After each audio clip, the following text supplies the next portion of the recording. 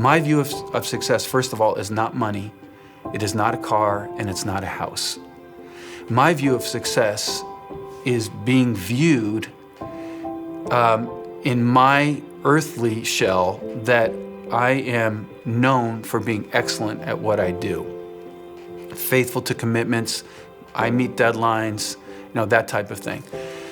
When I build it into God's kingdom, it's a totally different picture. It is about communicating what He has blessed me with culture. So in the day-to-day, it's always about me making sure that this is my offering to God and not an offering of glory to myself. And that makes the biggest change. So it's what I do in private, it's what I'm doing by myself that makes a difference in my success with book publishing, with the art that I do. And my view is always typically distorted.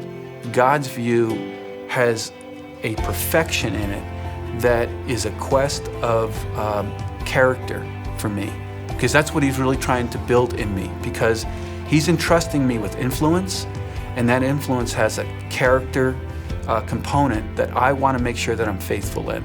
So success for me is character. It's what I do in those private moments, because what I do is public, but in order to produce it, it's all done in private.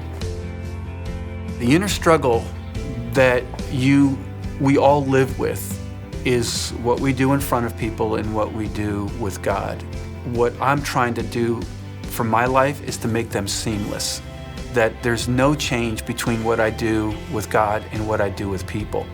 So I'm not trying to get the affirmation, although in my humanness, I struggle with that, because you're affirmed by publishing, you're affirmed by notoriety, you're affirmed by those things.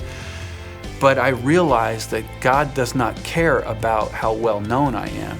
He cares about my partnership with Him and trusting Him for things that I cannot do for myself. Every time that I do a book contract or read a manuscript and I feel like I'm in over my head, I know that I'm doing the right thing, because I have to trust God for His favor. I have to trust God, and His favor is always on me. I know that. I don't have to earn that. But I want to do something that glorifies Him more than anything. So what I try to teach my students and remind myself of, that I want to do dreams and act on the dreams that God imagines for me and not the dreams that I imagine for myself.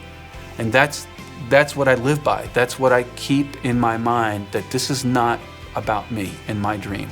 This is about what God imagines. And if I fear anything, that I fear that when God and I meet personally, that He had imagined so much more for me, but I failed to trust Him for those things that He just wanted to bless me with. And I don't want to miss that. So living on the edge is what success feels like. It's like you're on the verge of it, but you never ever quite get there. And that could leave you quite unfulfilled. But if it's an offering to God, it's always fulfilled, because it always brings glory to Him when it's an offering.